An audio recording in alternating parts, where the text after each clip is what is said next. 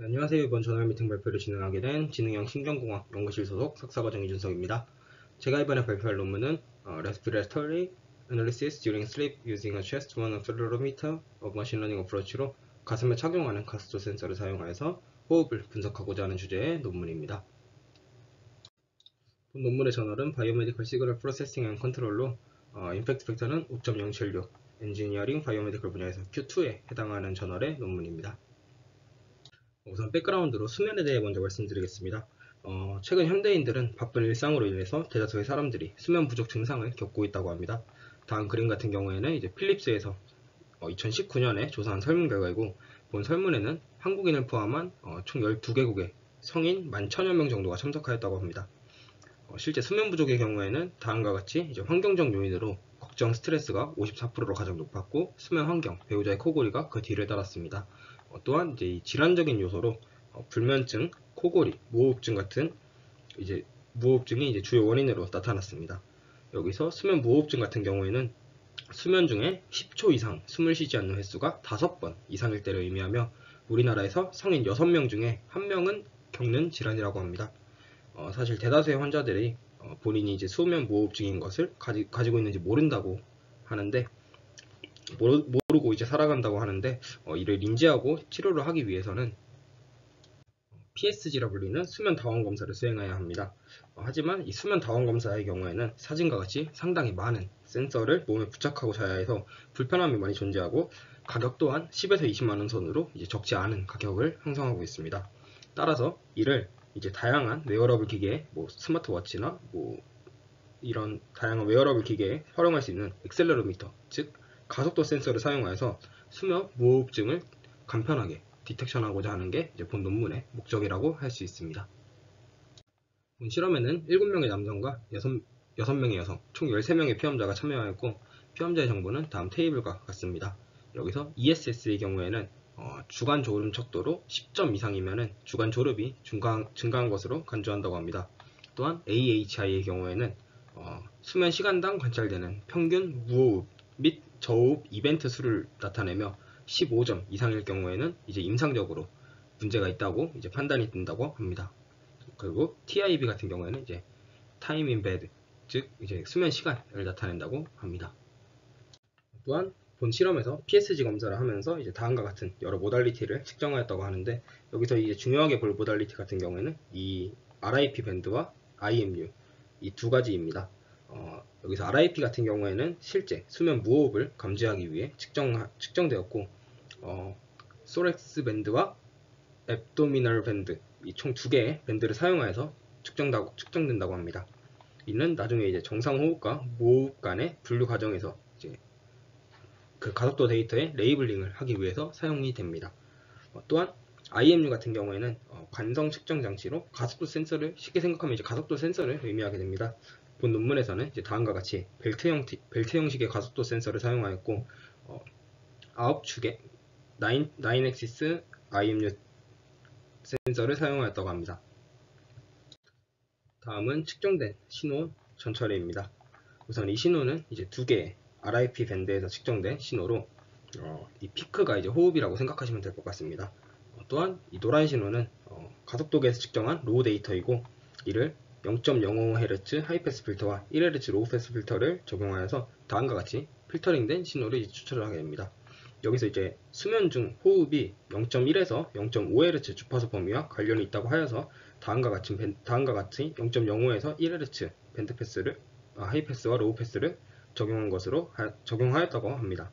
어쨌든 필터링 이후 이제 피크를 검출하여서 이제 호흡을 추정하게 되고, 또한 오른쪽 그림과 같이 IMU 데이터를 이제 신호 처리하게 됩니다.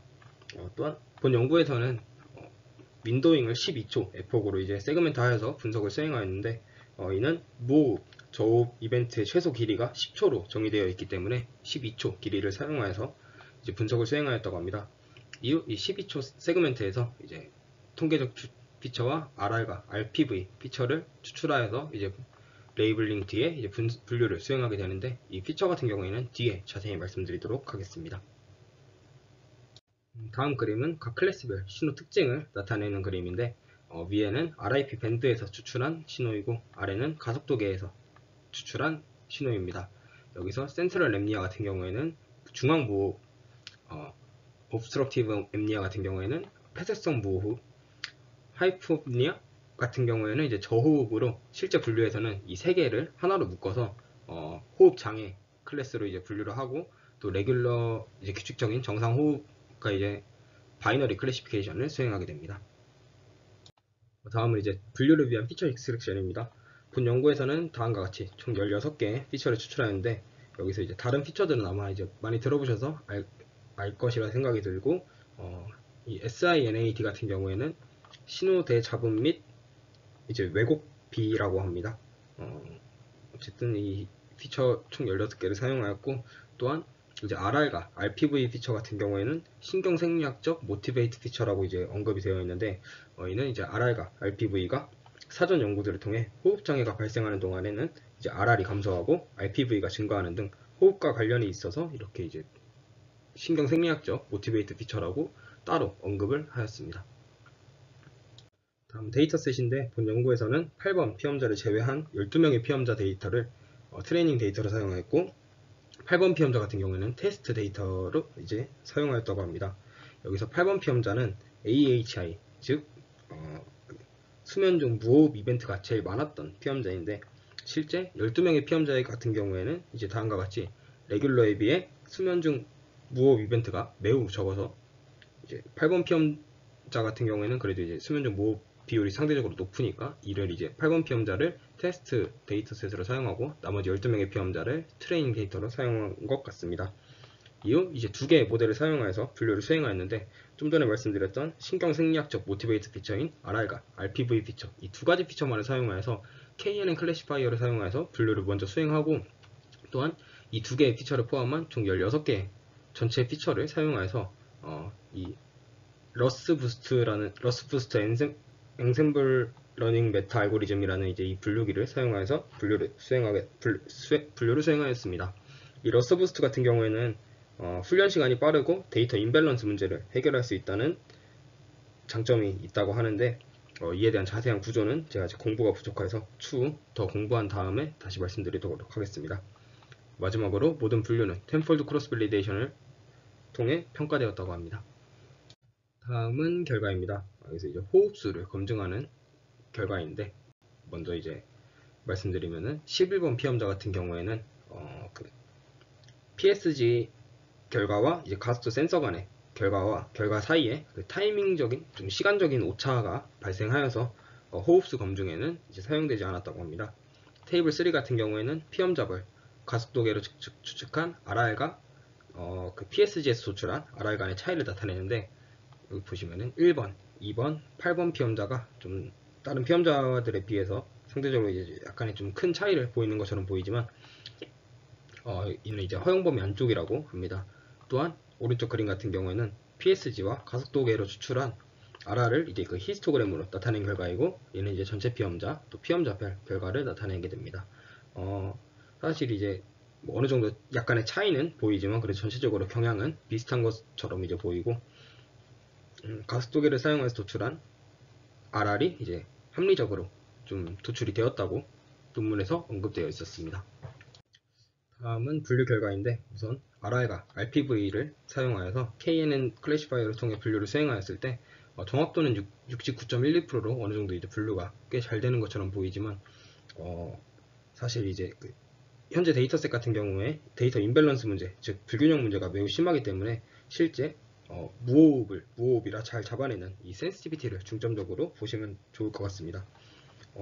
실제로 센시티비티를 보면은 KNN 같은 경우에는 30.36%로 분류가 잘 되지 않은, 즉 무호흡을 잘 잡지 못하는 것을 확인할 수 있었고, 모든 16개의 피처를 사용하여서 러스 부스트 모델을 사용하여서 이제 분류를 수행하였을 때는 정확도는 뭐 1% 정도, 약 2% 정도 상승한 것처럼 보이지만 실제 센시티비티, 즉 무호흡이라 잡아내는 그 센시티비티를 보면 76%로 상당히 어느 정도 이제 꽤 잘 잡아내는 것을 확인할 수 있었습니다. 또한 이제 오른쪽 표 같은 경우에는 이제 그 피처별 컨트리뷰션, 즉 기여도를 나타내는데, 실제로 신경생리학적 모티베이트 피처인 RPV가 가장 높은 67% 정도로 가장 중요한 피처임을 확인하였고, RR 피처 또한 2% 정도이긴 하지만 그래도 이제 5번째로 좀 중요한 피처임을 확인하였습니다. 다음은 크리티시즘입니다. 사실 본 논문을 소개하게 된 계기는 이제 LG 수면 관련 연구를 현재 수행하면서 BCG라는 탄도 심전도 그리고 이제 가속도 센서를 사용하여 추출하는 연구를 잠깐 수행하였는데, 이러한 BCG 이외에 가속도 센서를 사용하여서 호흡을 도출할 수 있다는 점이 흥미로웠고, 호흡이 0.1에서 0.5Hz 주파수 밴드와 연관이 있다고 언급되었는데, 이를 활용하면 좋을 것 같다는 생각이 들어서 본 논문을 좀 공부하게 되었었습니다.